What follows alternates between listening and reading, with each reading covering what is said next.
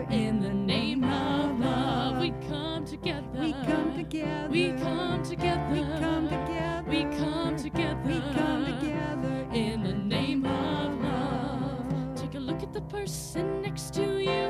Look at the person next to you. Say, God loves me, I love you too. God loves me, I love you too.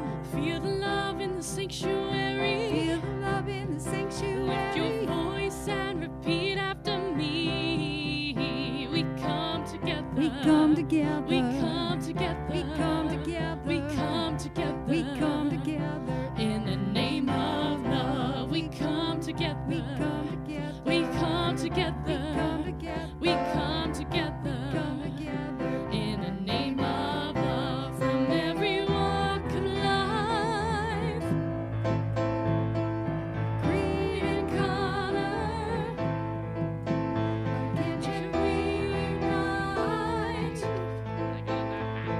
in honor of the God in each other? Take a look at the person next to you.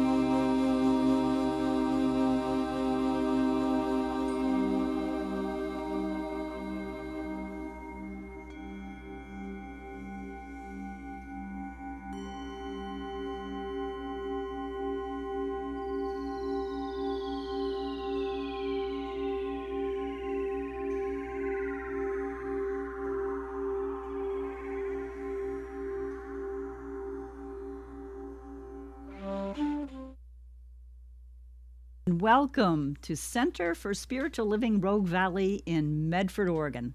I'm Kimberly Hawkins, Spiritual Director here, and we're delighted you decided to join us for our Sunday celebration.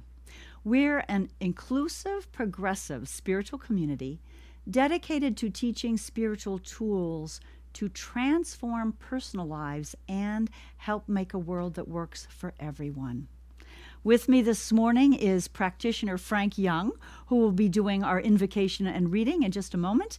And our musicians this morning are Alexa Ehrlich and Lauren James. We go to them now for our opening song.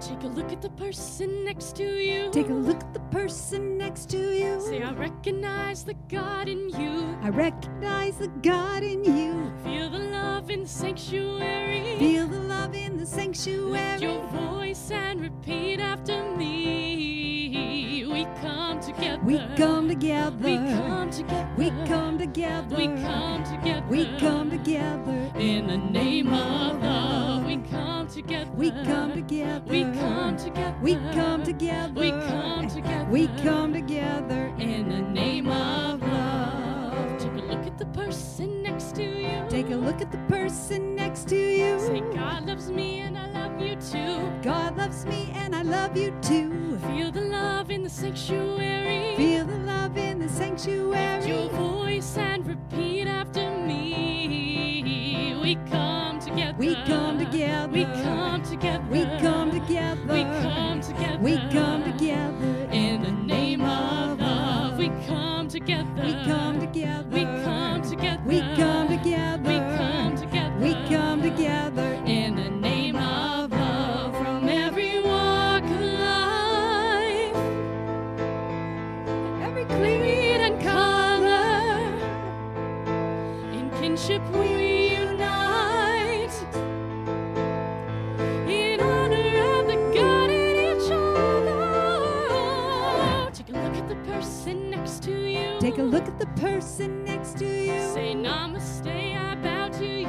Namaste, I bow to you. Feel the love in the sanctuary. Feel the love in the Lift sanctuary. your voice and repeat after me. We come together. We come together. We come together. We come together. We come together. We come together. In the name of love, we come together. We come together. We come together. We come together. We come together. In the name of love.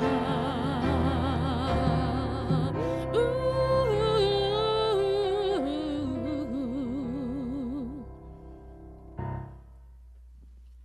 Hello. Our prayer today is actually a song by Heather Headley and Kenny Lattimore. It's called Love Will Find a Way. In a perfect world, one we've never known, we would never need to face the world alone. They can have their world, we'll create our own.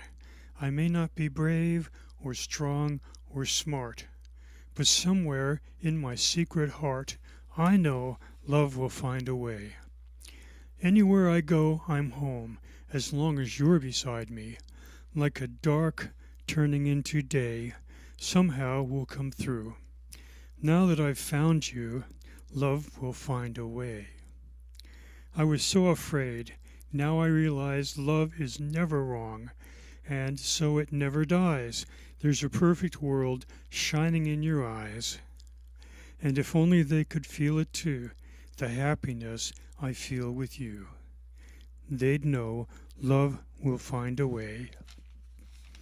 And today's reading is one of my all-time favorites from the Bible. It's called 1 Corinthians 13.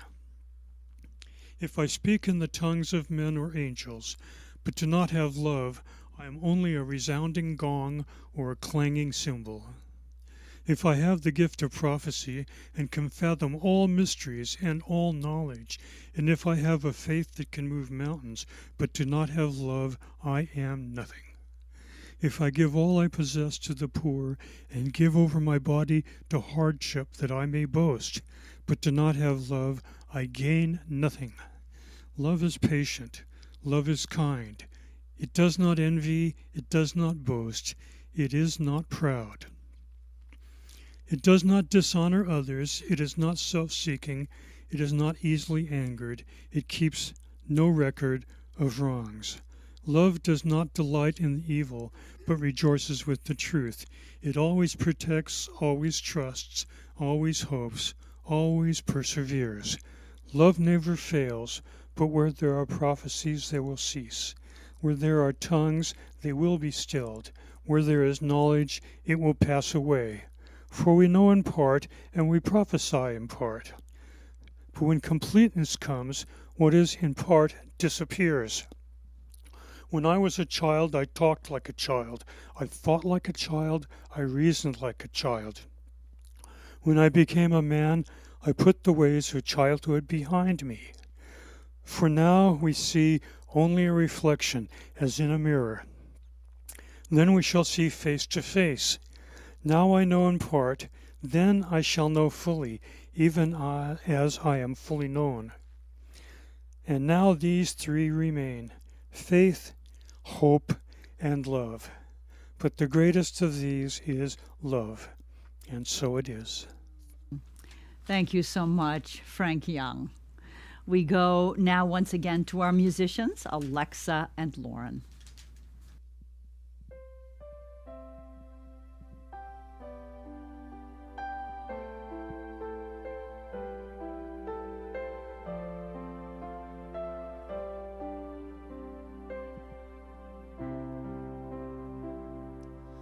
We are held in the hands of grace, forever safe in the arms of love. Like a child receives protection from a mother's warm embrace, we are held in the hands of grace. You are held in the hands of grace, forever safe in the arms of love. Like a child receives protection from a mother's warm embrace, we are held in the hands of grace.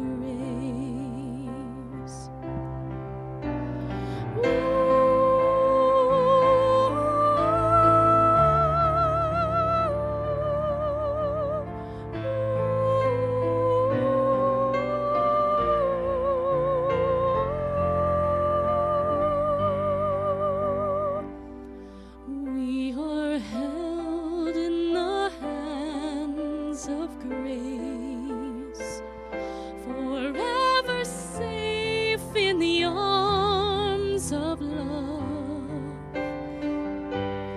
Like a child receives protection from a mother's warm embrace, we are held in the hands of grace. We are held in the hands of grace.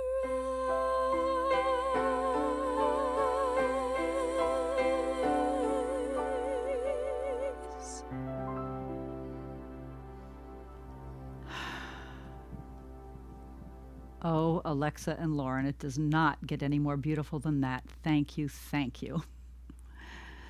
We wrap up our theme for February, which is Love is the Answer. Week 1, I talked about love is the answer. So what was your question? Doesn't matter what the question is, what the situation is, what the problem is. Love is always the answer. As the Course in Miracles tells us, everything we see people do or say is either an expression of love or a cry for love, a cry for help and healing. When we understand that, we can heal everything. Week 2 was Valentine's Day, and I talked about the importance of being our own Valentine, the importance of having compassion and love and forgiveness for ourselves. When we do that, it's so much easier to do that for everyone else, to see ourselves as divinity incarnate, and then we can do the same for others. If you didn't hear last week's talk by our guest speaker, Reverend Ruth Kirby, I highly encourage you to listen to the recording, either on YouTube or on Facebook. Reverend Ruth, channeled Dr. Ruth in a talk that she called Courting the Divine. She gave us some really good advice about how to spice up our love affair with God. It was both entertaining and a very deep walk, and oh, thank you, Reverend Ruth Kirby. So today I've entitled my message, and I've forgotten this. This is so cute. I blanked out entirely. Love will find a way. Love will find a way. I start with a story that I remember my dad telling me years ago. He started college at Syracuse University in New York right before, well, it was during World War II, but right before the United States became involved. So after the bombing of Pearl Harbor in 1941, when we joined the war, my dad and his fraternity brothers at college soon thereafter all enlisted and were shipped off to Europe to join the fight. Now, when I say love will find a way, I want to kind of lay the groundwork here. These were 4 men who were very close. They were fraternity brothers. They loved each other. Young men. I think my dad was probably 20 when he was shipped off. So very young men off in a foreign country fighting a war. It was very important that they supported one another. So they made an effort to keep in touch, which I'm sure was difficult when you're in battle. But they managed to make plans to meet. I don't even know how you get time off during a war, but maybe you do get leave, because I remember him telling me they made plans to meet at a hotel in London. Now, the sad part was there were 4 fraternity brothers who were close. The 4th fraternity brother, nobody knew quite where he was. They had lost track and lost communication with him. So the 3 fraternity brothers, including my dad, assembled in this hotel lobby in London. Now, mind you, it's during the air raids, so there were blackouts. So there were no street lights on the sidewalks. The hotel windows were all, covered with blackout curtains. But there was a revolving door in the lobby, and when someone either entered the lobby or left the lobby, as the door turned, a sliver of light shone very briefly, probably for a second or two, out on the sidewalk. So Dad and his 2 fraternity brothers are greeting each other in the lobby, so grateful to be together, but lamenting the fact that they can't find their other fraternity brother, Clayt. When someone enters the lobby, the door turns, a sliver of light is on the sidewalk, and they think they see somebody who looks like Clayt passing the doorway at that exact moment. They run out, and sure enough, it is their friend Clayt.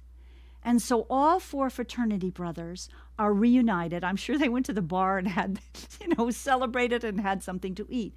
But think about this. When he told me this, I was astounded. He still was astounded, telling the story that 4th brother was in the right town, at the right hotel, at the right time when they were assembled in the lobby and that door turned.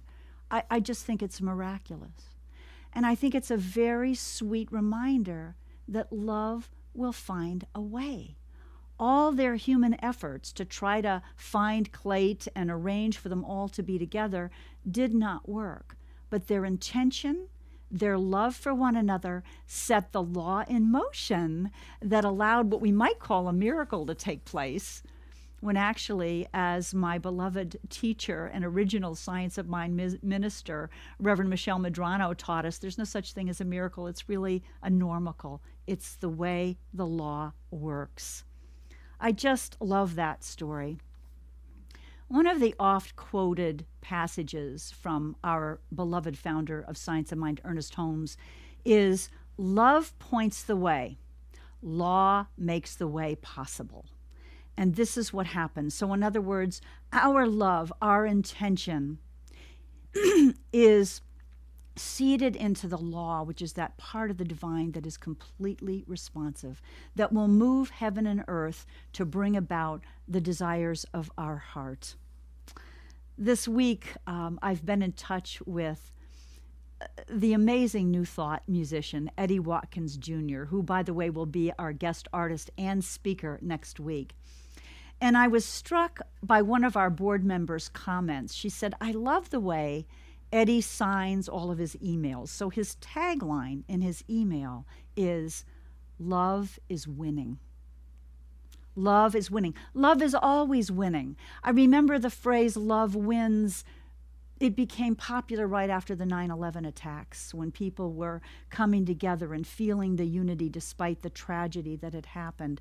Love always wins. In Science of Mind, we believe there is no power to oppose love. God is all there is. God is love. There is no power for evil. So, of course, love is winning always. And what a beautiful reminder that all we need do is stand in our truth, stand in love. When we accept that our good is coming, that is exactly what happens. Another passage in our Science of Mind textbook, Ernest Holmes talks about we don't have to struggle to have our prayers answered. You know, Dad and his fraternity brothers were in a bit of struggle, trying their darndest to find Clayt and to bring him into that meeting, but it didn't work. But Holmes said, as long as any individual can have a definite, concrete acceptance of their desire, it will manifest.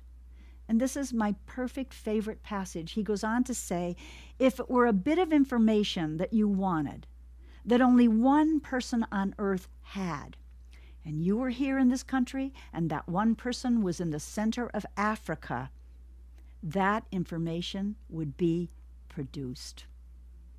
Isn't that beautiful? I love that. It's a beautiful reminder to have faith, because right now we're still in the midst of tremendous chaos with the pandemic, with the political acrimonious divisiveness in this country, with the racial unrest and inequity that's all too obvious right now. And what we really need to do is accept and stand in the truth that we are love incarnate and that love always wins. That word accept or acceptance appears 72 times in the Science of Mind textbook. It's one of the most frequently used words by Ernest Holmes. Last week I had the privilege of being interviewed on a community radio station, KSKQ. And so I had the opportunity to talk about our faith and what we believe. And it was so fun to do that because, as you know, in New Thought, we don't believe in an angry, judging God. And we don't believe in a God that has a will for us that is different or contrary to what the desires of our heart wish and want. Ernest Holmes says this about the will of God. He says, anything that will enable us to express greater life, greater happiness, greater power, so long as it does not harm anyone, is the will of God for us. Another story came to mind this week as I was thinking about this topic. Love will find a way. And it kind of ties in everything we've been talking about. You know, that there's this web of life, that we're all one, that we need to forgive one another, to love one another, and how what we do internally manifests in the outward world. It's a story about a doctor, a psychologist, named Dr. Ihaleakala Hugh Len. Many of you know this story, but I think it bears repeating.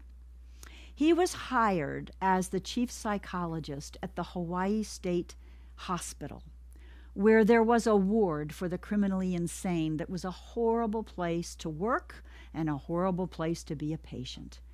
The patients were violent. The people who worked there were constantly afraid for their safety. They would walk the walls like this, kind of looking out for what might happen next.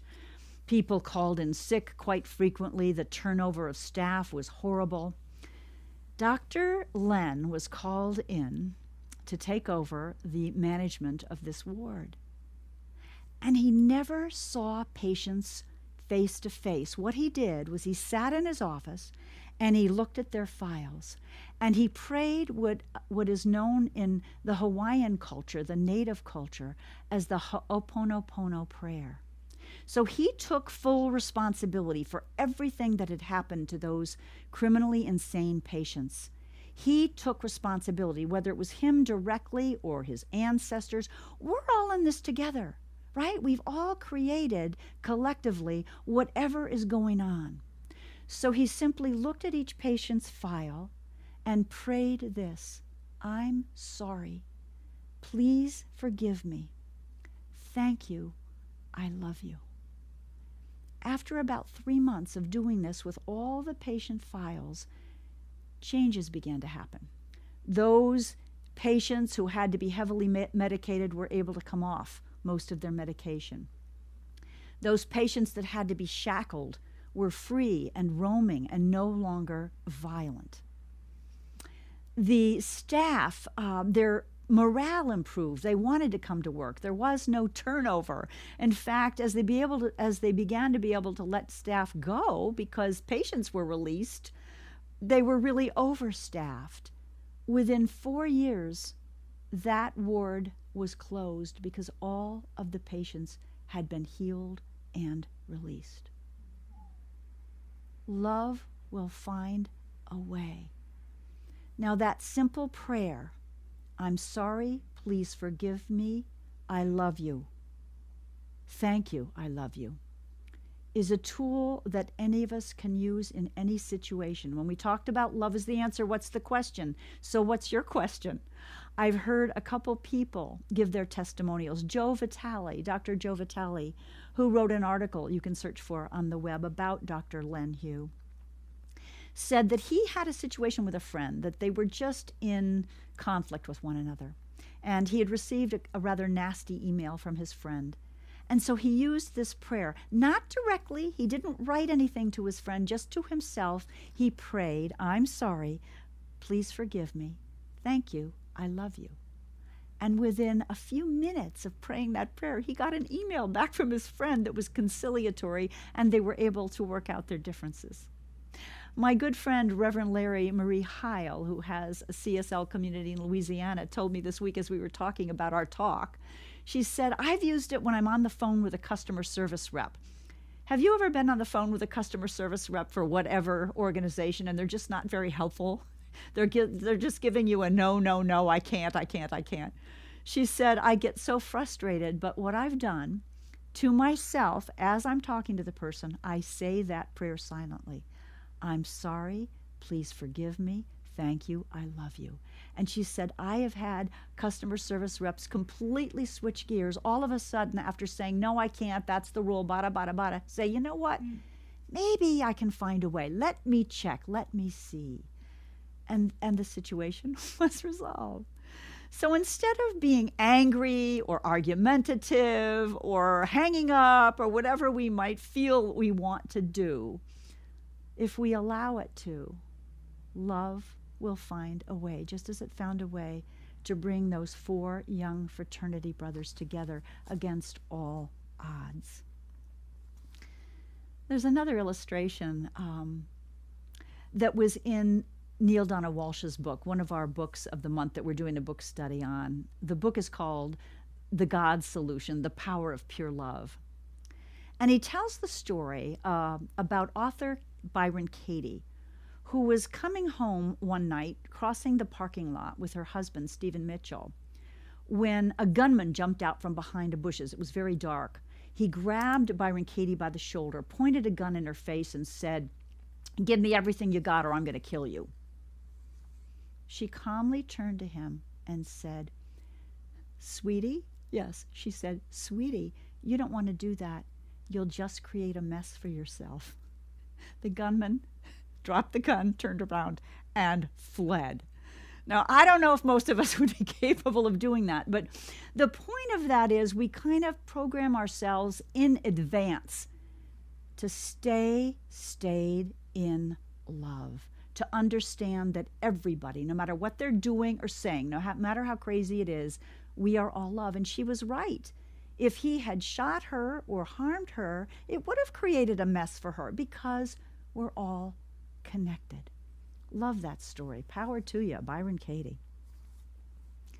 The final illustration that I want to offer about how love will lead the way is appropriate since we are wrapping up Black History Month. This is the story about a diminutive young black slave. She was born and named Araminta Ross. She became known as Minty for most of her youth, and when she was a young teenager, she was already standing up for other people. There was a situation where she was in a store, and a slave supervisor was trying to get another slave that was trying to disappear. And she stood in the doorway to protect the other slave. The supervisor picked up a weight, a 2-pound weight, hurled it at the slave that was trying to flee, missed the slave, but hit Minty in the head, and she had a horrible brain injury, which plagued her for the rest of her life. This young slave girl took on the name Harriet after her mother after a while. We know her as Harriet Tubman. Tubman was the name of her husband. And you all know much of the story. And if you haven't seen the movie Harriet, I highly recommend it. Pretty factual. There's a lot of lore about Harriet Tubman. There's some myths. I mean, some of the things you'll read say that she escorted 350 slaves from the Deep South. That's not true. What is true is that she was born in Maryland, enslaved, put to work in the household at the age of 5. Soon thereafter, as a young teen, worked in the fields, grueling work, and abused, of course. Her sister was sold off and had to leave her baby behind when the plantation owners sold her. And it became clear to Harriet that she was about to be sold off as well, and she was not going to have it. So she escaped. She left at night, made her way on foot the 90 miles from Maryland across the Mason-Dixon line to Philadelphia to freedom.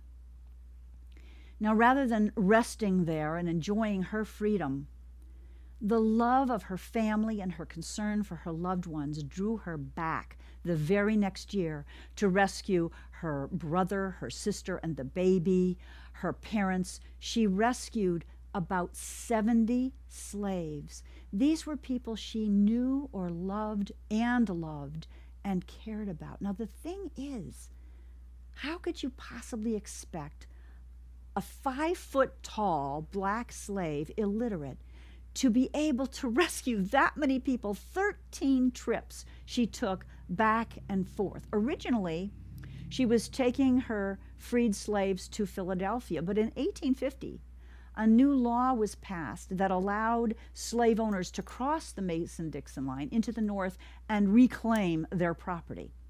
And it allowed anyone who abetted or aided freed slaves to be prosecuted. So Harriet had to start taking her slaves by the Underground Railway all the way to Ontario, Canada, another 900 plus miles on foot mostly, with the aid at least of many people, many abolitionists in the North. And it wasn't quite as dangerous as it was in the South, but still it was dangerous. Never lost one soul. How do you explain that? Now, that head injury that she had induced what she called spells. There were times when she would appear to fall asleep. But rather than look at that as a handicap, Harriet said it was putting her closer to the divine. She could hear God's voice. She would go into a spell and she would get guidance. Her spirituality, like many slaves, was the combination of Christianity and African spirituality. And so she felt that they were one, she and the divine. And she truly felt that she walked in two worlds, the spiritual world and the physical world. She talked about how she could float on this earth, and it seemed like she did when she rescued her fellow slaves. Now, she did use logic and many ruses to protect herself. She wore disguises. There was one story where she was advertised and wanted, but they said she was illiterate. So at one point, she took a book and pretended to read when people were after her because they weren't going to think she was Harriet Tubman, because Harriet Tubman couldn't read. She had drugs with her that would enable her to help a baby go to sleep and not make noise. She used to leave Saturday night from a plantation so that it was not until Monday morning that the local paper could advertise that the slaves were missing. She used to take the plantation owner's horse and buggy for the first part of the journey. There are many things she did that were technically savvy, but what really saved her was this idea that she was led by love and led by the divine. Her intuition was so strong that if she needed to stop because danger was near, she knew it. There were times when she would head south instead of north because she was guided that that would keep her safe. She signed up during the war to help to be a volunteer for the Union Army. And during that time, she became the only woman to lead men in combat during the Civil War and helped free another 750 slaves from various plantations. If I have ever heard of a story about love leading the way, it's the story of that incredibly brave, incredibly strong, 5-foot-tall, illiterate black slave named Harriet Tubman. Wow, the power of love. So this week, and really forever, I am encouraging myself and all of us to remember what Ernest Holmes said about acceptance. When we intend what we want, it is God's good pleasure to support us. Just like those 4 young fraternity brothers who were so intent, the love between them so strong that they wanted and willed to be together. They couldn't do it physically with their own brain power, but love found a way. Byron Katie found a way to call her attacker sweetie, allowing him to not attack her and to not get in trouble himself. And that beautiful, beautiful Harriet Tubman, with her faith so deep and led by faith, not by fear, guiding her 13 times in treacherous territory to free so many people. I'm reminded of the biblical phrase, ask and it shall be given, seek and you shall find, knock and the door will be open to you. Let's put in practice that Hoponopono prayer this week. No matter what the situation is, taking responsibility and saying silently in prayer, I'm sorry. Please forgive me. Thank you. I love you. Miracles are possible, absolutely possible. In fact, we should call them normicals. Love is winning, my friends. Love is always winning. Let's anchor this message now in prayer. Inviting us all to take a deep breath. And just allowing ourselves to sink in consciousness to that place where we know we are surrounded by a power, the only power, that is love, pure love.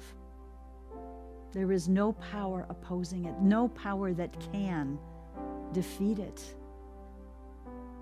We are each an incarnation of that love. Each of us, no matter what we're doing or saying, whatever we may look like, it may not always look like love, but it is always love.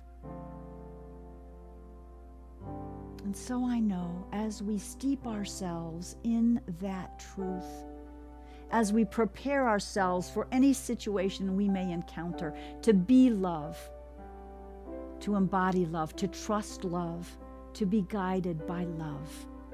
There is no divide we cannot heal, no situation we cannot heal and make harmonious. In fact, we don't do it. Love does it. God does it. So I'm knowing that now and always, no matter what the challenge is, the answer truly is always love. Whether it's the pandemic, political acrimony and division, arguments among loved ones in a family, poverty and the divide socioeconomically, all of it.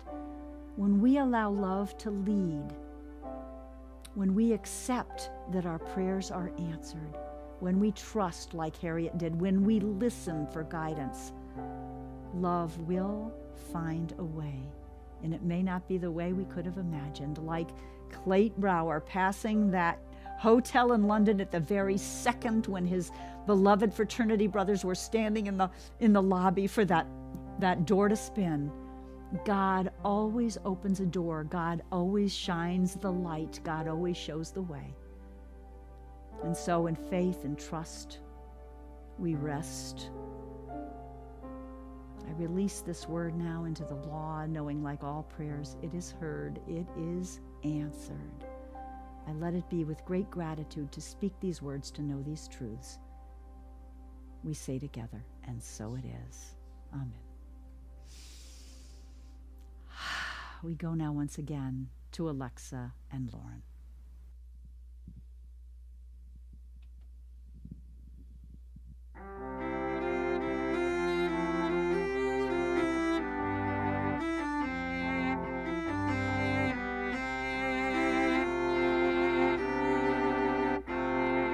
It starts in your heart like a warm summer breeze, gently at first like the wind through the trees.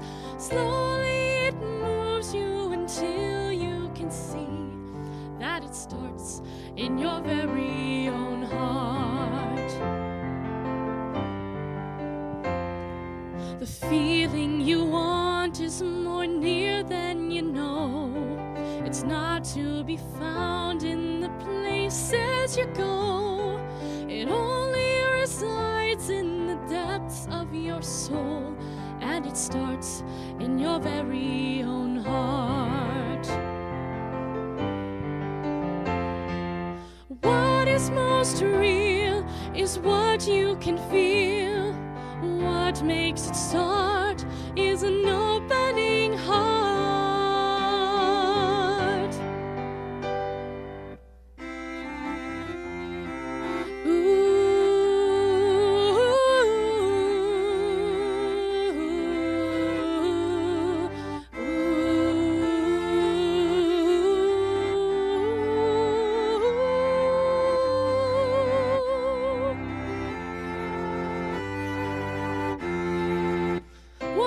Most real is what you can feel. What makes it start is an opening heart. It starts to move in as you feel your heart beat, and opens a door to a world eyes can't see.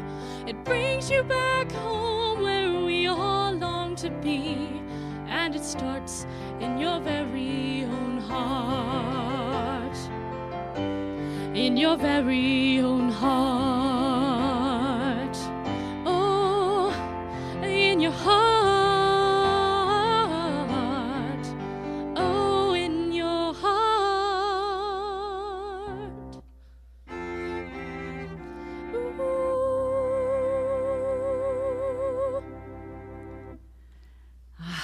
Thank you once again, Alexa and Lauren. It's time now when we talk about a couple spiritual practices. I want to talk about sacred service and sacred giving. Gosh, Harriet Tubman so beautifully modeled the idea of sacred service. You know, she worked not only as an abolitionist, she worked for women's suffrage rights. She established schools for freed slaves once the war was over.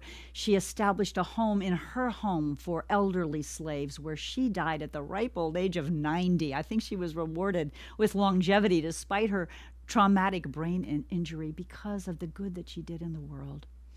The other way we give is, of course, with the good that comes in, the opportunity to be grateful for what we receive and to share a portion of it to places where we're spiritually fed. So I'm going to invite you into our giving affirmation together, which will be on the screen for you. I like to place my hand over my heart as we say together, "From the love of pure spirit within me, I bless this gift. I send it forth to heal and bless and prosper.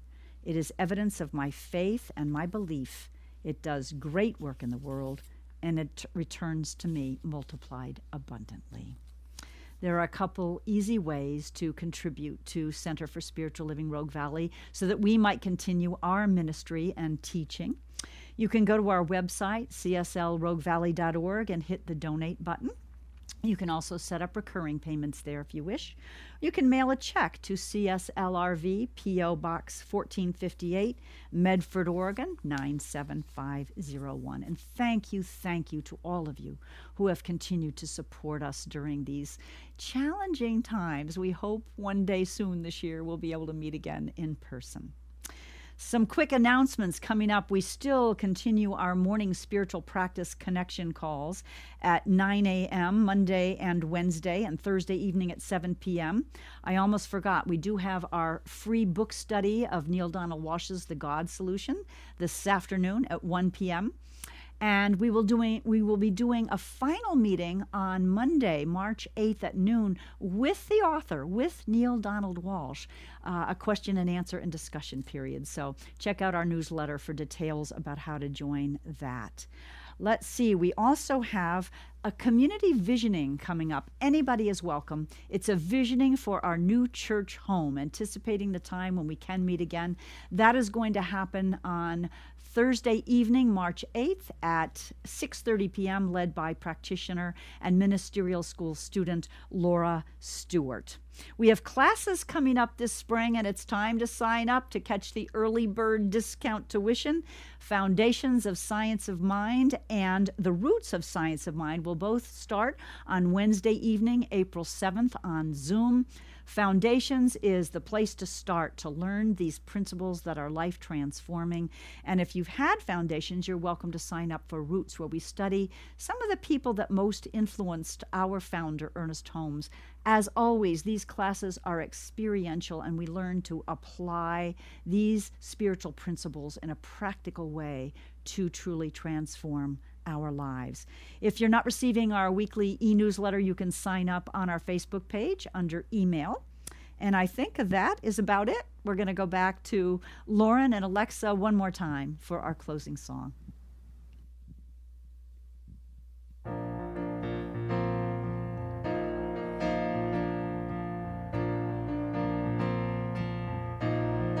The touch of your hand will let me know you take me in and let me go. If not for love, why would we meet? How is it done, two into one, so easily? We're lifted up by angels, higher than the world, strong enough to leave it, bound to learn the secrets angels never heard. We're lifted up by angels. You understand, yet never say how every plan would fade away if not for love. Where would you be? Ashes to dust, water to rust away from me. We're lifted up by angels, higher than the world, strong enough to leave it, bound to learn the secrets, angels of our heart. We're close enough to heaven, above the rain. Darkness cannot reach us, let the angels teach us, only love remains.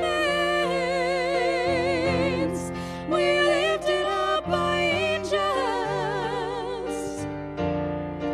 given wings to fly.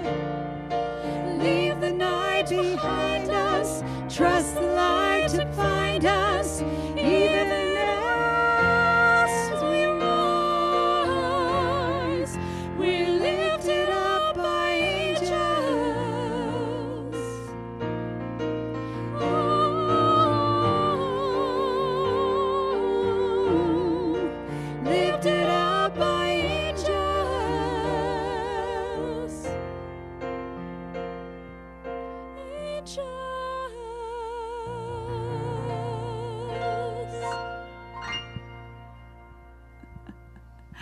I think we were just serenaded by the voices of two angels with that beautiful message, trust the love that binds us. So as a reminder, as we close, let's remember that beautiful Hawaiian Hoponopono prayer. I'm sorry. Please forgive me. Thank you. I love you. And let's allow and know that love will find a way. Namaste, my friends. Be sure to tune in next week for Eddie Watkins Jr. Stay safe, stay well.